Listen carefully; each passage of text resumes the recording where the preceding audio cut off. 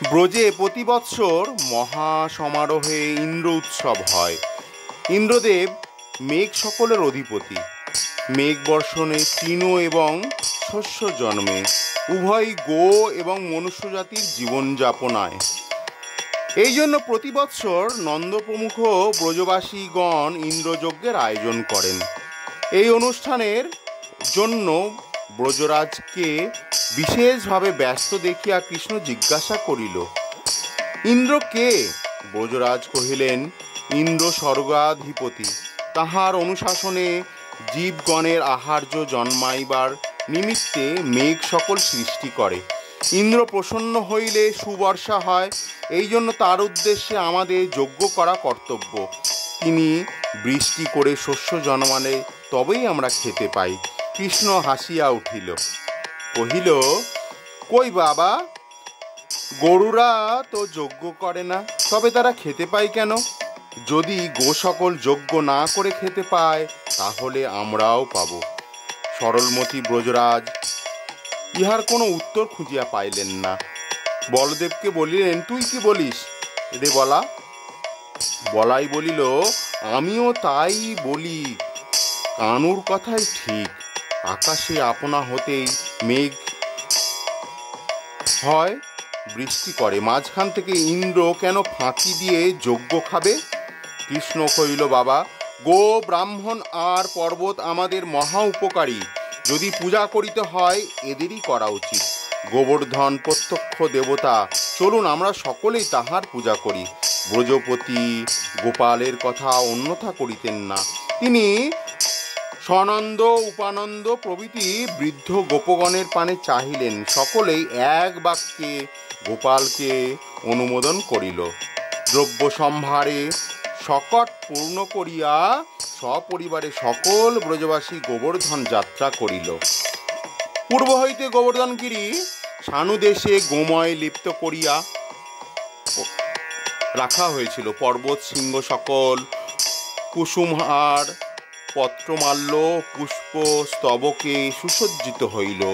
গিরিবর নবকলেবর ধারণ করিয়া ব্রাহ্মগণ গোপীগণে আনিত অন্ন পর্বতরাজকে নিবেদন করিতে লাগিল। ধূপ এবং হোম ধূমাগ অন্ধকারে আকাশে আচ্ছন্ন হইয়া গেল। ইতিমধ্যে বৃদ্ধ উপানন্দ অঙ্গুলি নির্দেশ করিয়া নন্দকে বলিলেন, দেখো দেখো কি আশ্চর্য। নন্দ জিজ্ঞাসা করিলেন, কি? পুলকে কণ্টকায় উপানন্দ বলিল, দেখতে পাচ্ছ না মেঘের আকার ও কি? উৎসুক ভয়ে বিস্ময়ে অভিভূত হইয়া ব্রজবাসীগণ ঋত্বিককে প্রশ্ন করিল, ঠাকুর, উনি কোন দেবতা? শৈল শিখর হইতে প্রতিধ্বনি হইল, আমি পর্বত। ব্রজবাসীগণ পর্বত দেবতাকে ভক্তি ভরে প্রণাম করিয়া আশীর্বাদ ভিক্ষা করিলেন। পর্বত দেবতা প্রচুর আহার করিয়া গোপগোপী দিগকে আশীর্বাদ করিলেন এবং দেখিতে দেখিতে অন্তরিত হইলেন। এদিকে ইন্দ্রদেব রুষ্ট হইয়া তার চপলাকার করাল ভুকুটিতে বজ্রের ভৈরব গর্জনে তরু শির মথিত করিয়া ঝঞ্ঝার উন্মাদন নর্তনে মনে হইতে লাগিল যেন পঞ্চভূত সংহার মূর্তি ধারণ করিয়া রুদ্রচ্ছন্দে পৈশাচিক দ্বন্দ্বে মাতিয়া উঠিয়াছে। দিবাভাগে মহানিশয় নিবিড় অন্ধকারে ভয়াকুল জীবকুলের ব্যাকুল চিৎকার করার সঙ্গে সঙ্গে বাড়িধারা পরিকারকার জলে মোহি একাকার হইয়া উঠিল। নন্দ আদি গোপ গোপী হইলা বিকল, দেখিয়া জানিলা কৃষ্ণ ইন্দ্র করে বল। নন্দ আদি গোপ গোপী হইলা বিকল, দেখিয়া কৃষ্ণ ইন্দ্র করে বল। এতে কে ভাবিয়া কৃষ্ণ নন্দের নন্দন, এতে কে ভাবিয়া কৃষ্ণ নন্দের নন্দন। এক হস্তে তুলিয়া ধরিল গোবর্ধন, এক হস্তে তুলিয়া ধরিল গোবর্ধন। কন্দুকের প্রায় গিরি ধরিয়া কৌতকে সভারে ডাকেন আর জননী জনকে।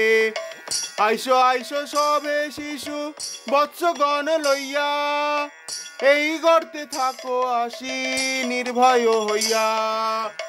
গোপগণ বলে কৃষ্ণ শুনো হে বচন, হাত হইতে তোমার যদি পরে গোবর্ধন। সকল গোকুল পুরী যাবে রসাতলে, কিসে হইতে রক্ষা তাই পাইব সকলে।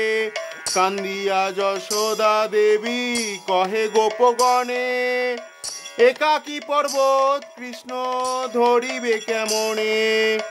কোথায় কৃষ্ণের প্রিয় শ্রীদাম সুদাম, সবে মিলে গোবর্ধন ধর বলরাম।